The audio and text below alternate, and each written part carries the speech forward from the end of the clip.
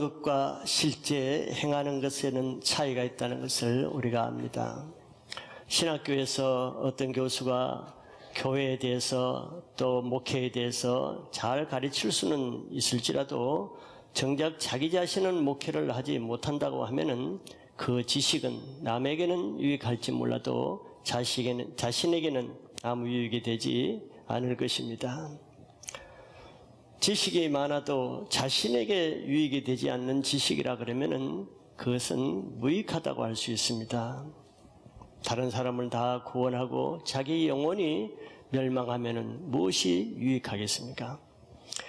오늘은 사람을 가르치는 지도자의 위치에 있는 종교 지도자들이 가지기 쉬운 약점을 예수님 말씀하셨지만 이와 동시에 이 말씀을 통해서 많은 말씀을 듣고 매주 말씀을 듣는 신앙을 하면서도 실제 그 말씀을 살아내지 못하고 듣기만 하는 신앙을 하는 사람들에게 주시는 경고이기도 합니다.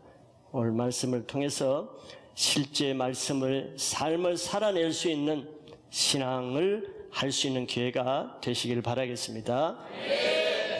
예수님이 오늘 종교 지도자들에게 주시는 말씀을 두 가지로 보면은 첫째, 그들의 약점은 말만 하고 행하지는 않는 것이었습니다. 예수님은 서기관들과 바리새인들이 모세의 자리에 앉았으니 이렇게 말씀하셨어요. 모세의 자리는 백성들에게 율법을 전하는 자리 또 직분을 말합니다. 그들은 이런 직분을 아주 자랑스럽게 생각하고 또 이것을 좋아했어요. 남을 가르치고 또 선생의 위치에 있고 남을 다스리는 위치에 있는 이 직분을, 이 자리를 그들은 아주 좋아했습니다. 그런데 예수님은 제자들과 무리들에게 그들이 말하는 것은 행해라. 왜? 말은 바르게 하기 때문에. 그러나 그들이 행하는 행위는 본받지 말라고 했습니다. 왜냐하면 그 이유를 3절에 보면은 그러므로 무엇이든지 그들이 말하는 바는 행하고 지키되 그들이 하는 행위는 본받지 말라. 그들은 말만 하고 행하지 아니하기 때문이다고 했습니다. 그들은 성경을 열심히 연구하고 또 공부를 합니다. 그런데 열심히 하는 그 목적이 자신들이 그 말씀을 알고 배워서 말씀대로 살고 순종하기 위해서라기보다는 그들이 그 열심으로 성경을 공부하는 목적이 다른 데 있는 것이죠. 즉 자기에게 적용하기보다는 다른 사람을 가르칠 목적으로 성경을 연구하기 때문에 이런 현상이 일어나는 것입니다. 그런데 오늘 율법에 대한 말씀이에요. 하나님의 율법은 선하고 좋은 것입니다. 그래서 하나님의 율법은 알라고 주어진 게 아니에요. 선하고 좋은 것인데 그것을 많이 배우라, 알라고 하는 것이 아니고 그 율법은 행하고 지키라고 주어진 것입니다. 율법은 지키는 데 의미가 있어요. 그런데 잘 들어보세요. 그러나 아무도 그 하나님의 율법을 온전히 다 지킬 수 있는 사람은 아무도 없다는 것이 또 문제입니다. 그래서 율법을 지킴으로 인해서 구원받을 수 있는 사람은 아무도 없는 거예요.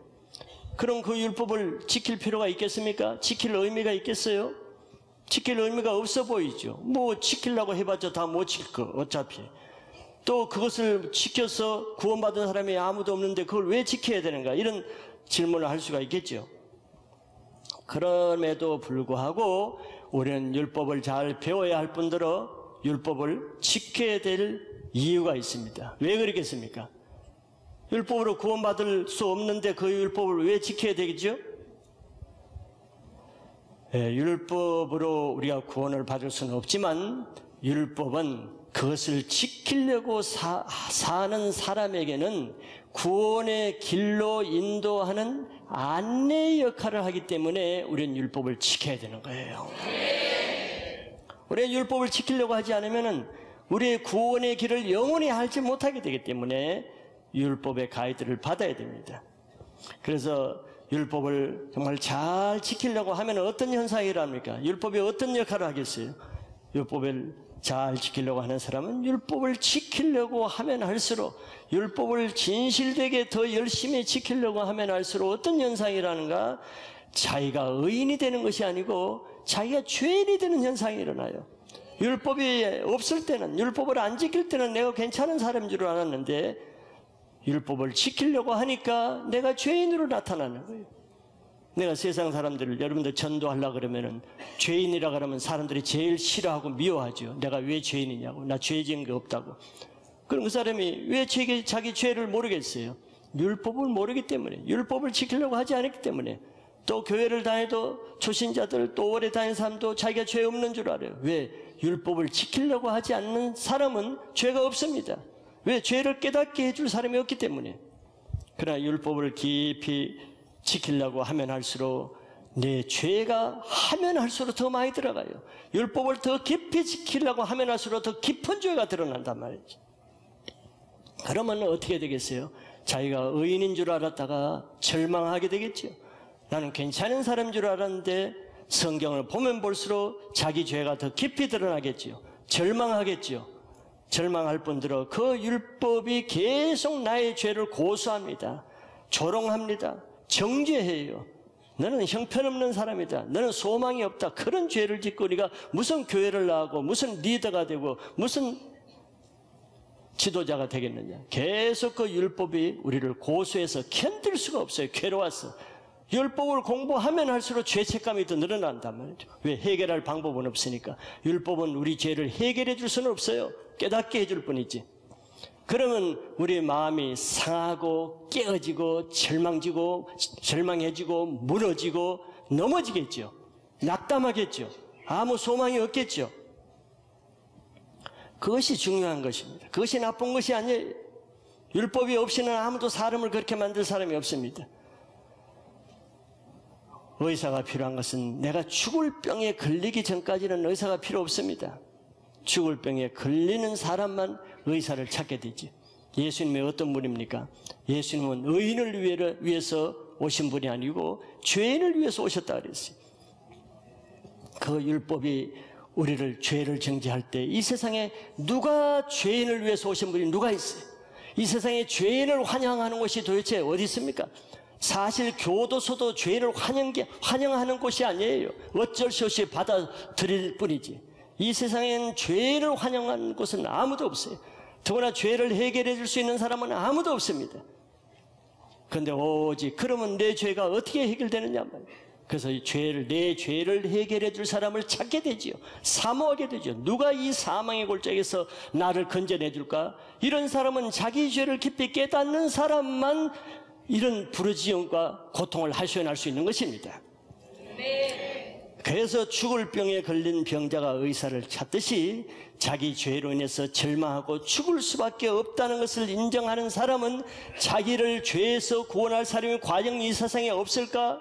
여기도 가보고 저 종교에도 가보고 저 사람도 이제 해보고 이 책도 보고 저 책도 보고 아무런 철학책이나 다른 종교에서 해결할 수 없다는 것을 알고는 결국 내가 진리요 생명이요 부활이신 예수님께로 나올 수밖에 없게 만드는 것이 율법의 역할인 거예요.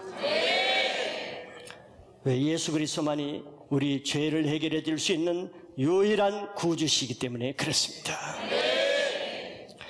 로마서 8장 1절에서 4절까지 말씀이 이것을 잘 설명해 주고 있어요. 7장까지는 사도 바울이 율법이 자기 죄의 문제를 해결할 수 없기 때문에 율법으로 인해서 고통당하는 고백을 했습니다. 누가 이 사망의 골짜기에서 나를 건져낼까? 사도 바울도 그런 고백을 했어요. 그런데 그 답을 사도 바울이 8장에서 찾고 이렇게 고백하고 있습니다. 그러므로 이제 그리스도 예수 안에 있는 자에게는 결코 정죄함이 없나니 그랬어요. 율법이 나를 계속 정죄했잖아요. 너는 죄인이다. 너는 형편없는 죄인이다. 너는 너 죄로 인해서 멸망할 것이다. 계속 정죄하고 사람들도 자기 죄를 얘기하면 다 정죄하니까 죄 없는 표정을 하고 죄 없다고 말하고 죄를 잡아떼고 의인은 척 하면서 사는 것이 이 세상이죠. 그런데 그러므로 이제 그리스도 예수 안에 있는 자에게는 결코 정죄함이 없다는 것을 사도 바울이 고백하는 거예요. 예수 그리스도만이 우리 죄를 정죄하지 않고 용서해 주시는 분이란 말이죠. 2절에 보면 이는 그리스도 예수 안에 있는 생명의 성령의 법이 죄와 사망의 법에서 너를 해방하였음이라 그랬습니다. 예수 그리스도 안에는 십자가에서 이미 죄의 세력을 파하신 그 성령의 생명의 법이 역사합니다. 그래서 예수 그리스도 안에서는 어떤 죄도 다 용서 안 받고 정죄할 죄가 아무것도 없다는 것을 믿으시길 바랍니다.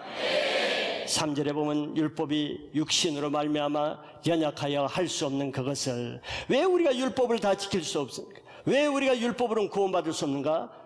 율법을 지키려고 하지만 육신의 연약함으로 인해서 할 수가 없대요. 육신에 뭐가 연약합니까? 병이 있어서 질병 때문에 못 지키는 걸까? 아니죠. 율법의 연약함은 죄 때문에, 죄 있는 율법, 죄 있는 육신은 율법을 지킬 수가 없어요. 그런데 그것을 하나님은 하시는데 어떤 모양으로 하시냐? 곧 죄로 말미암아 자기 아들을 죄 있는 육신의 모양으로 보내어 육신의 죄를 정하사, 내 대신 죄 없는 예수님 그 몸에 우리의 육신의 죄를 대신 담당해서, 그 다음에 4절에 육신을 따르지 아니하고 그 영을 따라 행하는 우리에게 율법의 요구가 이루어지게 하려 하십니다. 율법은 성령의 법으로만 해방할 수가 있어요. 그래서 갈라디아서 5장 16절에 성령을 따라 행하라. 그럼 육신의 소욕을 따라가지 않게 된다 그랬어요. 사람이 자기 스스로 죄인 된 것을 깨닫기는 어렵습니다. 죄인은 자기 죄를 깨닫지 못해요. 그래서 하나님은 율법이라는 도구를 통해서 네 모습이 어떠한가, 네가 어떤 죄인인가를 깨닫게 하는 역할을 하기 때문에 율법을 지켜야 될 이유가 여기 있는 것입니다. 그런데 예수님이 이 서기관과 바리새인들은 율법을 많이 알고는 있어요. 율법의 역할이 죄를 깨닫게 하는 역할을 하는데, 그 율법을 많이 아는데 실제로는 죄를 못 깨달았어요. 이게 얼마나 모순적인 것이죠. 모순적인 일이에요. 왜? 율법을 공부하는 이유는 지식으로 알기 위한 것이 아니고 그 율법을 지키려고 하는 것인데, 지키려고 하는 목적은 죄를 깨닫기 위한 것인데, 바리새인들은 율법을 공부하면 할수록 자기 죄가 없어, 의인이 돼. 이게 얼마나 큰 모순입니까? 그 이유는 한 가지예요. 율법을 알기는 하는데 지키려고 하지 않았기 때문에. 여러분들도 계속 주일날 와서 말씀을 듣기를 원하죠. 말씀은 또 새로운 말씀을 듣기를 원하죠. 지난번에 안 들은 새로운 지식을 추구하죠. 그런 사람이 어떤 사람이에요? 지키려고는 하지 않고, 지난번에 준 말씀은 순종하려고는 하지 않고 계속 새로운 말씀을, 지식을 추구하는, 이것이 바로 바리새인들의 서기관들의 문제입니다. 자기 죄를 깨닫지는 못해요. 그럼 회개의 역사가 없고, 회개의 역사가 없으면 구원의 역사가 없는 것입니다. 그래서 죄인을 부르오신 예수님은 이들과 아무 상관이 없는 거예요. 예수님은 의인을 부르러 오지 않았기 때문에. 죄인을 부르러 오신 예수님과는 서기관과 바리새인들은 아무 상관없어요. 이게 그들의 불행입니다. 이게 오늘날 말씀을 순종하지 못한 사람의 불행이에요. 교회는 365일로 하지만 예수님과 상관없어요. 예수님은 죄가 없는 사람과는 상관할 일이 없어요. 죄를 위해서 오셨기 때문에. 요한복음 5장 39절 40절에 우리가 본 바 있지만, 내가 성경에서 영생을 얻는 줄 생각하고 성경을 연구하거니와 이 성경이 곧 내게 대하여 증언하는 것이라. 성경은 예수님께 증언하는 거예요. 근데 40절에 보니까, 그러나 너희가 영생을 얻기 위하여 내게 오기를 원하지 않는다. 율법을 공부하면 그게 영생이 나오는 줄로 알고 파고 연구하기는 하는데, 예수님께 인도하는 율법을 보고도 인도를 받지 않아요. 예수님께 나오질 않아요. 율법을 어떻게 연구하는 거예요? 동기와 목적이 다르죠. 자기가 행하려고 연구하는 것이 아니고 남에게 가르치기 위한 목적으로 연구를 하니까 그렇단 말이에요. 리더가 될수록 말씀을 들 때 저 말씀을 누구에게 가르쳐야지. 우리 부모에게 가르치고, 자기 아내에게 가르치고, 남편에게 가르치고, 내 양떼들에게 가르치기 위해서 말씀을 보고 들으려고 그래요. 자기에게는 아무 적용을 안 하고. 그래서 자기는 예수와 상관없는 삶을 사는 거죠. 가장 불행한 사람은 성경 말씀을 많이 알고 있으면서도 정작 자기의 죄를 깨닫지 못하는 사람이에요. 그래서 자기 죄를 인정하는 사람이 예수님께 나올 수 있고, 예수님께 나온 사람만 예수님을 만나고 자기 인생이 변화되는 것입니다.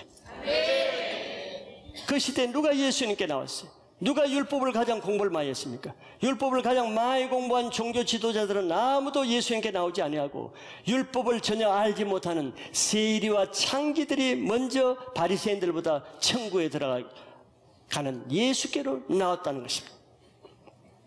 왜? 그들은 예수님이 주신 말씀 한마디라도 지식으로 듣지 않고 그것을 행하려 하고 믿음으로 들으니까 곧장 그 자리에서 예수님께 나올 수가 있는 거예요.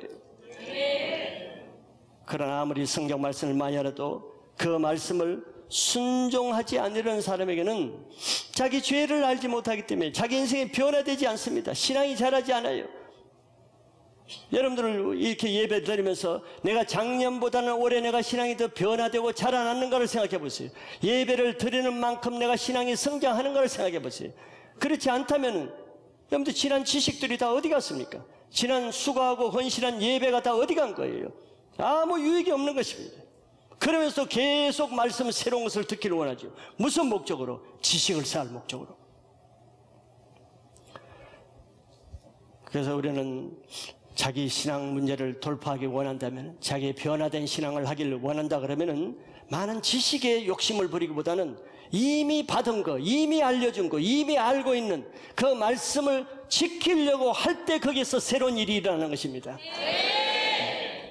그래야 그 말씀에 자기 죄를 회개하고 예수님은 목말라서 금식하면서 하루에 10시간, 20시간이라도 기도하면서 그리고 제풀에서 인생을 바칠 각오로 하게 되지, 자기 죄를 깨닫지 못하는데 말씀을 지키려고 하지 않은데 기도할 필요가 없으며 기도할 이유가 어디 있겠어요? 살 이유가 없는 것입니다. 매주 말씀을 듣기만 하고 아무 삶을 살지 않는 사람은 변화가 없으니까 지루한 거예요. 종교 생활은 너무 지루한 것입니다. 새로운 것이 없잖아요. 1년 다니면 이미 지루합니다. 그래서 다른 데를 가보고 싶고 또 다른 데를 가보고 싶은 거예요. 뭐 변화가 있어야죠. 말씀이 없어 그럽니까? 말씀이 홍수처럼 쏟아져도 지키지 않으려는 사람은 아무 효과가 없는 거예요. 그래서 이미 주신 말씀대로는 살지 않으면서 또 새로운 말씀이 없는가 하고 주일날 나오고, 또 지난번보다 내가 알지 못하는 새로운 지식의 말씀이 없는가, 이번에는 또 무슨 새로운 걸 알려줄까, 맨날 이런 지식 축으로 지식을 아는 것에 은혜를 받아요. 새로운 지식을 아는 것이 은혜 받았다, 이런 자기 속임에 넘어가는 것입니다. 그 지식이 자기에게 뭘 변화시켜 줍니까?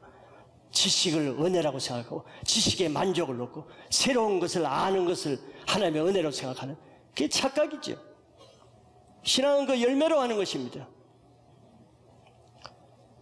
우리가 흔히 말하는 말씀은 이미 다 주어졌어요. 몰라서 못하는 게 아닙니다. 첫째는 하나님을 사랑하는 것이고, 둘째는 내 이웃을 사랑하는 것이다. 말씀대로 살려고 해보세요. 내 이웃을 사랑하라는 이 말씀 한마디에도 내가 사랑하려고 실제로 한번 살아보세요. 자기 가족과 이웃과 셀과 직장에서 살려고 정말 진실되게 내 이웃을 내 몸과 같이 사랑하라는 말씀 하나라도 이번 주에 내가 생명을 걸고 지키려고 해보세요. 자기가 얼마나 영혼을 사랑할 수 없는, 사랑이 없는 자라는 것을 아마 뼈저리게 느낄 것입니다. 그러지 않으면 내가 사랑하는 줄 알죠. 뭐 밥도 사주고 뭐 하니까. 자기에게 죄 지은 자를 용서하라는 말씀을 듣고 한 번 한 사람을 용서하려고 해보세요. 그거 하나 하지 못하는 자기가 얼마나 초라한 심각한 죄인인가를 깨닫게 되는 거예요. 이렇게 자기의 죄가 심각함을 느껴야 예수님께 나아가게 되고, 기도로 눈물로 가슴을 치면서 세리와 같이 하나님께 원통한 마음을 토하면서 기도하게 되지, 자기가 죄 있는 것을 느끼지 못하는데 뭐 다니엘 금식 기도라고 해서 기도하게 됩니까? 기도 더 못한, 기도할 이유가 있어야죠. 말씀을 지키려고 할 때 그 율법이 자기의 속 깊이, 뼛속 깊이 있는 죄까지도 다 혼과 관절, 골수를 쪼개는 역사가 일어나는 거예요. 뭐 저도 마찬가지입니다. 저도 사역을 처음 캠퍼스에서 시작했을 때, 저는 캠퍼스 사역을 하고 싶어서 했기 때문에 나는 온 캠퍼스의 영혼들을 다 품을 수 있을 것 같은 자신감을 가지고 시작했습니다. 자신감은 아니지만 그래도 그런 자세를 가지고 시작했어요. 그러나 내가 온 캠퍼스의 영혼들을 내가 다 사랑할 수는 있어요. 그러나 정작 내가 도와야 될 그 한 사람만은 사랑할 수가 없더라고요. 모든 사람은 다 사랑할 수 있는데 내 도움이 필요한 그 한 사람을 사랑하는 것이 너무 힘들어요. 그때서야 내가 내 가운데 정말 사랑이 이처럼 사랑이 없다는 것을 뼛속 깊이 깨달았어요. 그래서 그 사랑이 없다는 것을 깨달으니까 절망하게 되죠. 내 영혼들을 도와야 될 지금 이 목회자로서 영혼들이 사랑이 안 되면 어떻게 돕겠어요? 기가 막힌 일이에요. 전에는 내가 사랑하라는 말씀을 대충 듣고 그냥 사랑하는 척하고 할 때는 아무 문제가 없어요. 온 캠퍼스의 수천 명을 내가 다 사랑할 수 있을 것 같았어요. 그러나 그 말씀을 한 영혼에게 적용해서 사랑하려고 할 때 내 사랑이 없는 그것은 더 깊이 나타나고 도우면 도울수록 사랑 없는 밑바닥이 다 드러나고 절망하게 되고 깨어질 수밖에 없어. 상할 수밖에 없어. 애통할 수밖에 없어. 이 문제를 어떻게 해결할 수 있어요? 그래서 하나님께 나가서 내 마음을 깨트리고 낮출 수밖에 없고 기도할 수밖에 없고, 제 기도의 거의 대부분의 기도는 많은 중보 기도가 있었지만서도 내게 하나님 사랑을 달라고 기도하는 것뿐이 없어요. 이 사랑 없이 아무것도 할 게 없더라고. 내가 말씀대로 살려고 할 때 내 의가 다 깨트려지는 거예요. 내가 교만할 수가 없습니다. 남에게 자랑할 거리가 없어요. 내가 죄인이 되는데 그때부터는 늘 배우려고 하게 되죠. 사랑이 많은 사람들이 너무 부럽고 너무 존귀하게 보이는 거예요. 이렇게 자기 죄를 깨닫지 못하면 자기 문제를 알지 못합니다. 아무리 죄를 회개하고 끊으라 말씀을 들어도 순종하지 않는 사람에게는 그 말씀이 자기에게 아무 문제가 되지 않아요. 내 이웃을 사랑하라. 좋은 말씀이지. 은혜로운 말씀이네. 오늘 좋은 말씀 들었다. 그리고 남에게 가서 이웃을 사랑해야 됩니다. 세례 가서 이웃을 사랑하세요. 아무 문제가 되지 않아요. 가르칠 수도 있고 은혜롭게 말씀을 들을 수도 있어요. 내가 그 말씀과 상관없이 살면은 그 말씀이 나와 상관없는 삶이 되게, 그 말씀과 내가 상관없는 삶을 살면은 예수님과 나는 아무 상관없는 삶을 살아요. 아무 문제의식이 없어요. 그래서 계속해서 다른 지식을 채우려고 해야죠. 오늘은 내 이웃을 사랑하는 말씀을 알았으니까 다음에 또 무슨 말씀을 주실까? 다음 주에 기대하는 게 그 말씀이에요.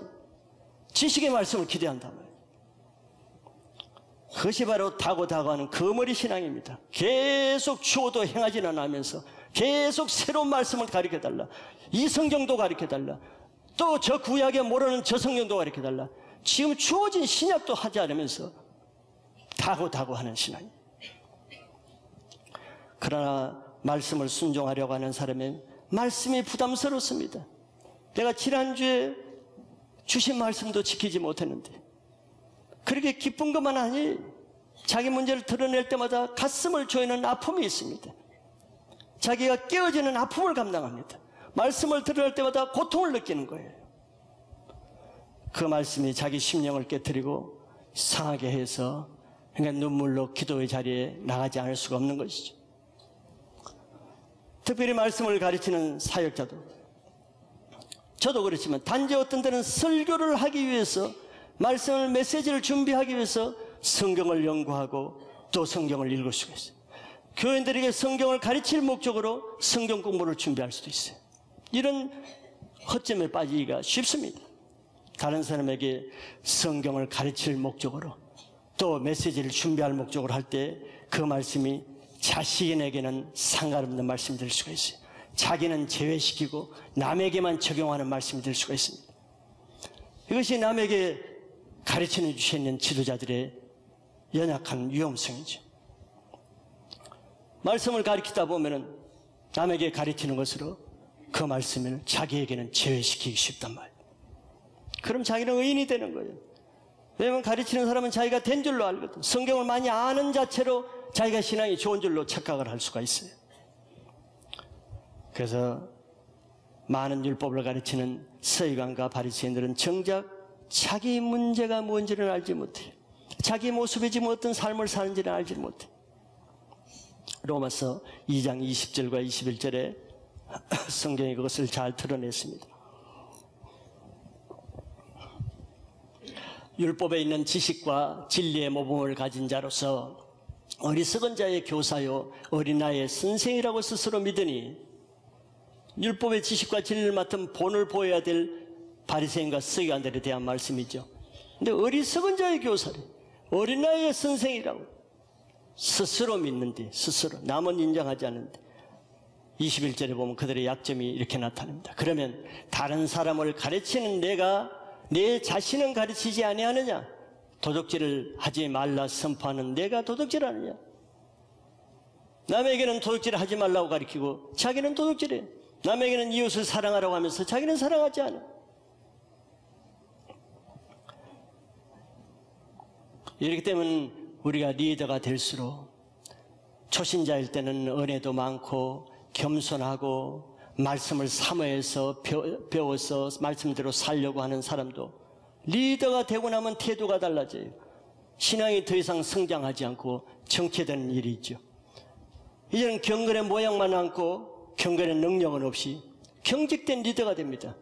아주 경직되어서 늘 남에게 가르치려고 그러고 남을 고쳐주려고 그러고 자기는 하지 않으면서 남을 시키려고 그러고 자기는 배우려지 않으면서 남을 배우게 하고